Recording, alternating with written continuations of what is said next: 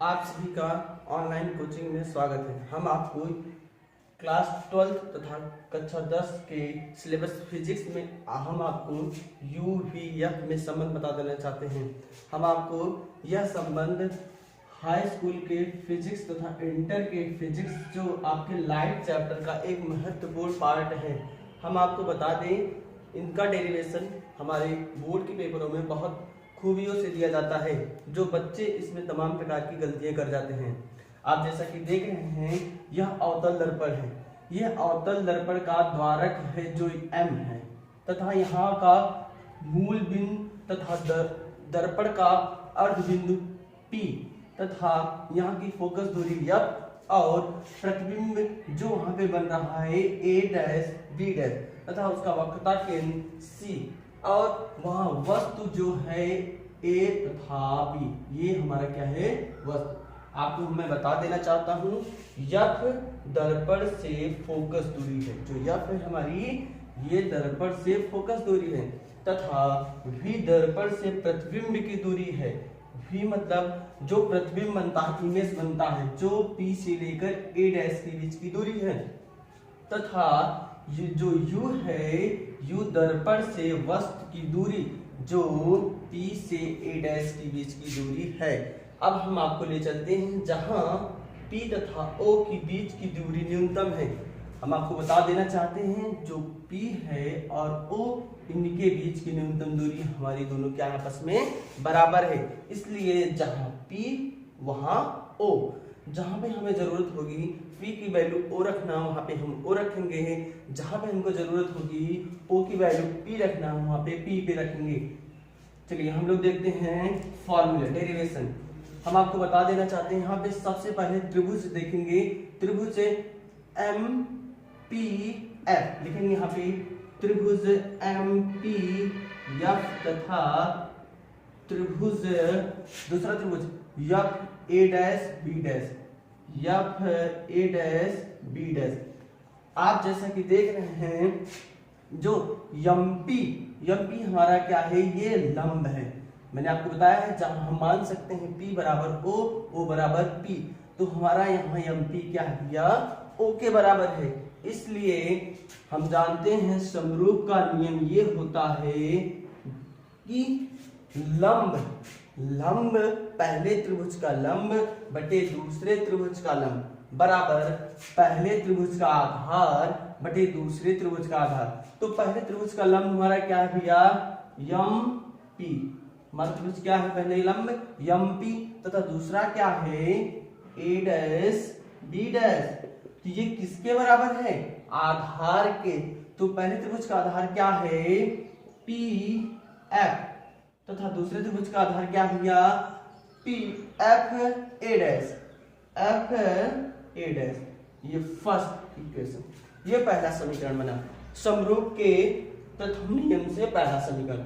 अब हम यहाँ पे ये फर्स्ट हो गया। अब यहाँ देखते हैं सेकंड, एक हमारा ये है और एक ये। आप जैसा कि देख रहे हैं, यहाँ लिखेंगे दूसरा इक्वेशन बनाएंगे, लिखेंगे BAC, लिखेंगे त्रिभुज BAC तथा त्रिभुज हो जाएगा हमारा CA', त्रिभुज CA',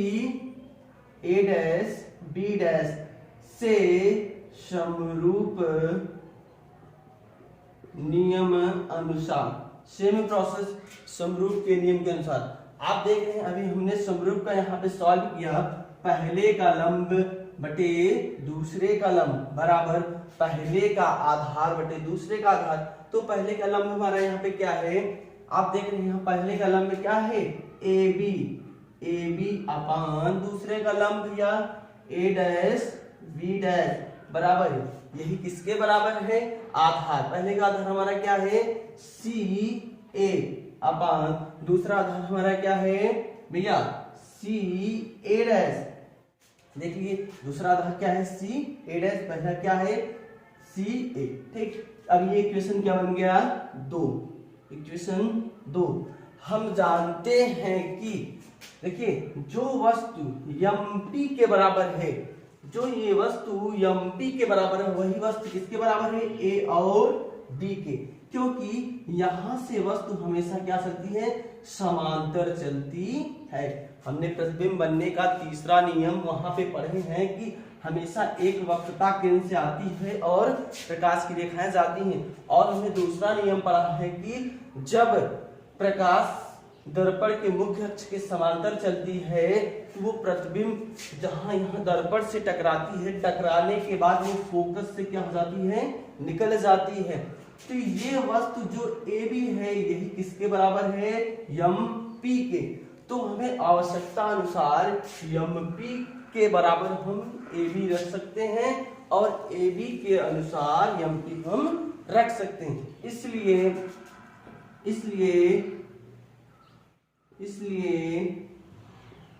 एम पी बराबर ए बी, जहां हमें आवश्यकता होगी एम पी की वैल्यू ए बी हम पुट कर देंगे। तो आप देखिएगा, हम यहां से देखते हैं एम पी, ये देखिए समीकरण 1 में, तो समीकरण 1 क्या है, एम पी की वैल्यू हमें क्या जाने, ए बी होता, तो उठा के मान क्या रख दिया, ए बी। देखेंगे एम पी का मान समीकरण 1 में रखने पर, जब समीकरण 1 में रखेंगे तो यही एम पी की वैल्यू जहां एम पी है वहां क्या हो जाएगा, ए बी। तो अगला ये हो जाएगा, तो एम पी की जगह हम रखेंगे ए बी, तो होगा A B upon A dash B dash बराबर P F upon F A dash. ये समीकरण 1 था, 2 था। अब ये एम पी का मान ए बी समीकरण 1 में रखे तो ये नया समीकरण बन गया, ये समीकरण हो गया 3। अब हम क्या करते हैं, इस समीकरण को हटा देते हैं क्योंकि अब हम नया समीकरण को प्राप्त किए हैं, तीसरा। अब हम कंपेयर करेंगे समीकरण 2 तथा समीकरण 3 से। कंपेयर का अर्थात ये होता है कि किसी मान में अगर जो वस्तु बराबर होती है तो उसका तुलना करना छोड़ देते हैं। जैसे हम लोग देखते हैं कि कोई व्यक्ति, अगर दो लोग समान वस्तु के मूल्य समान लिए हैं तो उनका तुलना नहीं करते, ठीक वही प्रोसेस यहाँ पे लागू होता है। ये दोनों वैल्यू यहाँ पे बराबर हैं, तो जब ये दोनों वैल्यू बराबर हैं तो इनका मान नहीं लिया जाता है। इसलिए लिखेंगे समीकरण 1 तथा समीकरण, ये भी है समीकरण 1 नहीं समीकरण 2 होगा, ठीक, तथा समीकरण 3 से तुलना करने पर, जब हम तुलना करेंगे ये वैल्यू सेम है तो हट जाएगा, तो हमारा बचेगा क्या भैया, सी ए अपान बचेगा सी ए डैश बराबर क्या बचेगा, P F equal to F A dash, ठीक। क्या बचेगा, जो वैल्यू सेम थी वो प्रोसेस हट जाएगा तुलना में, तो बच गया क्या हमारा, A B upon A dash B dash बराबर A B upon A dash B dash. अब दोनों वैल्यू थी, ये दोनों कट गया, हट जाएगा, तो हमारा नया समीकरण बना। अब लिखेंगे मान रखने पर, मान रखेंगे इनका मान। अभी हम लोग मान पढ़े हैं सी ए, देखिए यहाँ पे आप ए है, यहाँ पे सी, ये सी और ए, हमको पूरी वैल्यू यहाँ की वैल्यू हमसे पूछा है सी ए की, लेकिन हमको पी और ए की वैल्यू पता है, तो हमको पूरी वैल्यू ज्ञात करने के लिए क्या करेंगे, यहां से घटा देंगे पी ए माइनस, भैया देखिए यहां से हमसे क्या पूछा, सी ए, यहाँ की वैल्यू पूछा है, तो इस वैल्यू को ज्ञात करने के लिए हमको पूरी यहाँ की वैल्यू ज्ञात होनी चाहिए और यहाँ की वैल्यू ज्ञात होनी चाहिए। अब हमको ये वैल्यू नहीं ज्ञात है तो हम यहाँ पे मान रखेंगे, ठीक। अब हमारा यहाँ पे क्या है सी ए, तो ये सी ए किसके बराबर होगा, ये इसकी वैल्यू हम रखते हैं, तो यहाँ पे आपका सी ए वैल्यू नहीं दिया है तो सी ए का मान रखेंगे, यहाँ पे सी है और यहाँ पे ए, तो इसके ज्ञात करने के लिए हम सर्वप्रथम जो वैल्यू है सी ए, ये पूरी वैल्यू हमारी क्या है, पी ए माइनस यहाँ की वैल्यू क्या कर देंगे, पी सी, यहाँ से क्या कर देंगे, पी सी। अब हमें जैसे कोई वैल्यू पता है, यहाँ ए और बी और यहाँ बीच में आपका सी है, अगर हमको ये वैल्यू 8 है, बाय द वे ये 8 है, अगर हमसे ये वैल्यू पूछा जाएगा और यहाँ की टोटल वैल्यू हमको 12 पता है, तो हम क्या करेंगे, बड़े में से छोटे को घटा देंगे तो जो वैल्यू प्राप्त होगी वो दूसरे वाले की वैल्यू होगी। यही प्रोसेस यहाँ पे लागू होता है। ये प्रोसेस देखिए हमको पता है P और C के बीच की दूरी R होती है और यहाँ पे P और A के बीच की दूरी हमारा क्या होता है भैया, U होता है, वस्तु है। तो हम जानते हैं कि अवतल दर्पण में U, V, F तथा R सभी यहाँ पे क्या होते हैं, ऋणात्मक होते हैं। तो यहाँ पे हम क्या लिखेंगे, हो जाएगा हमारा PC माइनस PA अपान यहाँ CA डैश, देखिए ये वैल्यू ज्ञात करनी है, तो हमको पूरी वैल्यू पता है। PC क्या पता है, PC minus PA dash, PA dash बराबर। अब देखिए यहाँ PF की वैल्यू क्या पता भैया, हमको PF की वैल्यू ऑलरेडी पता है यस, तो यहाँ पे माइनस होता है तो यहाँ लिखेंगे माइनस है। अब हमको दूसरी वैल्यू FA डैश,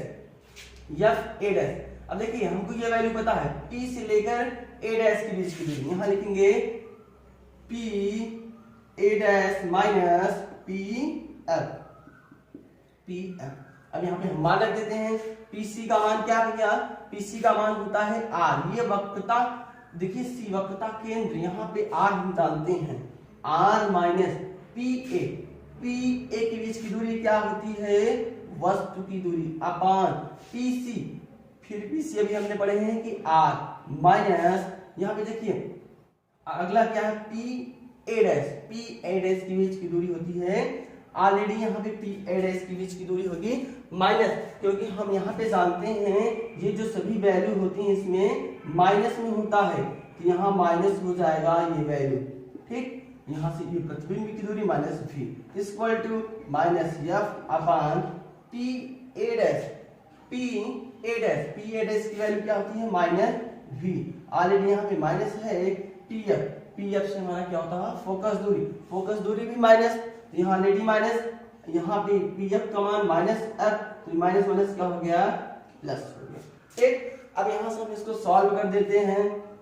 आप जानते हैं ये वैल्यू क्या होगी, सॉल्व करेंगे ये हो जाएगा, आगे वैल्यू पुट करेंगे, यहाँ से वक्रता त्रिज्या भी माइनस होगा, सारे वैल्यू माइनस होंगे, तो यहाँ पे हो जाएगा माइनस R प्लस V, ये U है आपका वस्तु की दूरी, U अपान minus R plus V equal to minus F upon V plus F, ठीक।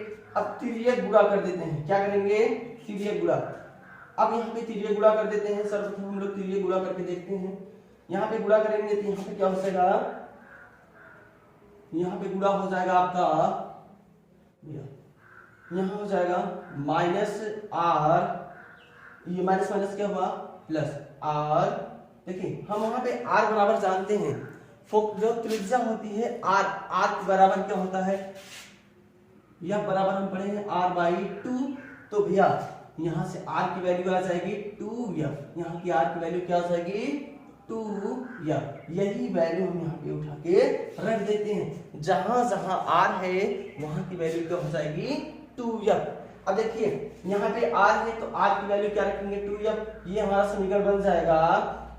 आगे देखिए हमारा समीकरण बन जाएगा, क्या हो जाएगा, माइनस 2F प्लस U अपान यहाँ पे minus 2F plus V upon minus F minus V plus F। अब यहाँ पे गुणा कर देते हैं, क्रॉस मल्टीप्लिकेशन करेंगे, यहाँ पे क्या होगा, माइनस माइनस प्लस हो जाएगा, प्लस हो गया, यहाँ पे हो गया 2FV, ठीक। अब यहाँ पे ये माइनस का इसमें गुणा करेंगे तो क्या हो जाएगा minus plus minus minus minus UV। अब इसमें प्लस का गुणा करेंगे, प्लस माइनस माइनस, तो क्या हो जाएगा 2F², यहाँ पे प्लस प्लस का गुणा करेंगे UF। ये किसके बराबर होगा, ये आप इसके बराबर होगा, माइनस माइनस प्लस हो गया, प्लस हो जाएगा 2F, यहाँ पे F का स्क्वायर हो गया, यहाँ पे गुणा करेंगे तो माइनस माइनस प्लस हो जाएगा, यहाँ F का स्क्वायर हो गया। और ये वैल्यू क्या है आपकी, माइनस प्लस माइनस माइनस, यहाँ पे माइनस होगा वी एफ होगा। ठीक, अब देखिएगा ध्यान से, ये 2FV माइनस UV, ये आपका देखिए माइनस माइनस यहाँ पे प्लस हो गया, तो ये इससे प्लस हो जाएगा, ये दोनों वैल्यू प्लस हो जाएंगे। अब ये बराबर की वैल्यू है कि जब बराबर की वैल्यू होती हैं तो ये दोनों संख्याएं क्या हो जाती हैं, कट जाती हैं। तो इसीलिए आपका यहाँ से क्या बचेगा, यहाँ पे देखिए FV है, उस साइड जाएगा तो माइनस हो जाएगा, घट जाएगा, FV में से 2FV घट जाएगा तो FV बचेगा। तो यहाँ पे क्या हो जाएगा, FV minus UV plus UF बराबर आपका 0। ठीक, अब हम जानते हैं FV minus UV plus UF बराबर 0। ठीक, अब यहाँ पे हम क्या करेंगे, हर में UVF का गुणा कर देने पर, हर में जो होता है, हर की वैल्यू यहाँ पे कुछ नहीं है तो हर हमारा क्या होगा, 1 हो जाएगा। इसलिए यहाँ पे हम सीधे सीधे कहेंगे इन समीकरण में भाग देने पर, UVF से भाग देने पर, तो भाग देंगे तो ये क्या हो जाएगा, आप सीधे सीधे ऐसे लिख दीजिए FVU, यहाँ पे भाग देंगे हो जाएगा UVF, यहाँ पे भाग देंगे UFV बराबर, यहाँ पे UVF से भाग देंगे, ये पूरी वैल्यू 0 हो जाएगी, UVF से ये पूरी वैल्यू 0 हो गई। तो आपका यहाँ पे बचेगा 1 हो जाएगा, 0 अपान UVF, तो यहाँ पे 1, तो इसको हम काट देते हैं FV, तो हमारा क्या बचेगा 1 अपान U, यहाँ से UF काट देते हैं माइनस आपका 1 अपान F। अब देखिए यहाँ पे क्या बचा, प्लस, ये FV कट गए 1 अपान V। ठीक, अब ये देखिए आपका ये यहाँ पे क्या है, प्लस माइनस है, माइनस 1 अपान F क्या है आपका माइनस है, इस साइड जाएगा क्या हो जाएगा प्लस, तो हमारा क्या बनेगा U plus 1 upon V equal to 1 upon F। ये थोड़ा अच्छा नहीं लग रहा है तो इसको हम इस साइड कर देते हैं। दोनों कहने का तात्पर्य वही होता है, 1 upon F equal to 1 upon V plus 1 upon U। That's all. ये हमारा एक बहुत अच्छा डेरिवेशन है जो हाई स्कूल तथा 12th के बच्चों के लिए एक कारगर साबित होगा।